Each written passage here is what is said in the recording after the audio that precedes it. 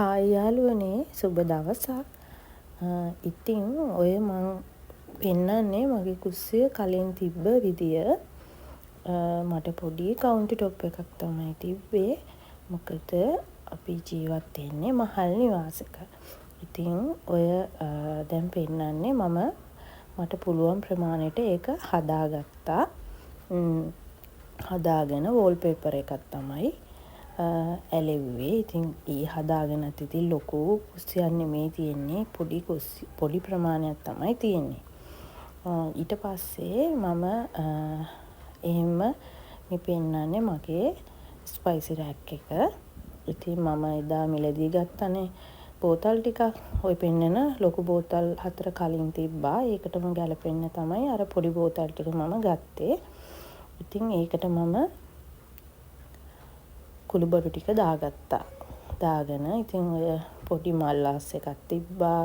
ඊට පස්සේ මනි ප්ලාන්ට් එකක් එහෙම මම උතනින් තියාගත්තා. ඔය විදියට තමයි මගේ ස්පයිසි රෑක් එක තියෙන්නේ.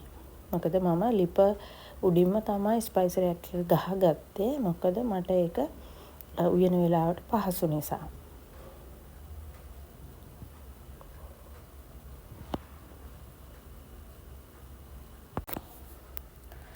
ඊට පස්සේ මම ලිප එහා පැත්තෙන් මට අවශ්‍ය කරන පෙනීර, එතකොට අල සුද්ධ කරන ඒ වගේ දේවල් ටික මම මේ අයිනකින් තියාගත්තා. මට ලේසි නිසා. ඊට පස්සේ මම ඔය මගේ ලිප ගාවින්ම තියාගෙන තියෙන්නේ මගේ ලුණු බෝතල් ටික. බෝතල් කියන්නේ ලුණු කුඩු කැට දාලා තියෙන එකක පොල් කට්ට. අනිත් එක කුඩු දාලා තියෙනවා. ඉතින් මට ලිප ගාවිම ලේසියට ඒක තියාගෙන ඉන්නවා. ඉතින් ඊට එහා පැත්තේ තියෙන්නේ මම එදා මිලදී ගත්ත හැඳි දාන එක. ඉතින් මම ඒකට පිහි හැඳි ටික දාගත්තා. ඔය තියෙන්නේ ඒක තමයි. ඉතින් මේ මම එකක් තියාගත්තේ මට උයන වෙලාවට පහසු වෙන්න තමයි මම ඔතනේ ඒ ටික තියාගෙන ඉන්නේ. එහා පැත්තෙන් ඒකත් මම මිලදී ගත්තේ ඔයිල් බොටල් දෙක. ඉතින් ඒකත් එතනින්ම තියාගත්තා.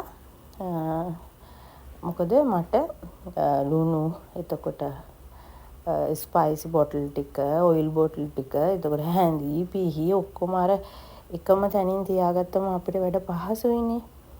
ඉතින් මං අර මොකද අපි විදියට ඉන්න ඕනේ. ඉතින් අපි කොහොමද අපේ කුස්සිය පාවිච්චි කරන්න අපි උයන වෙලාවට අපිට අවශ්‍ය මොනවාද? අපි ඒවා එක තැනකින් තියාගත්තම අපිට ඒක හරි ලේසියි. ඉතින් ওই විදියට තමයි මම තියාගෙන ඉන්නේ. ඔය ගම් මිරිස් දාලා තියෙනවා. ඒ බොටල් එක තමයි තියෙන්නේ. ඉතින් ඔය තියෙන්නේ මගේ ලිප ගාව මට ඒ අවශ්‍ය කරන ටික මම තියාගෙන ඉන්න විදිය.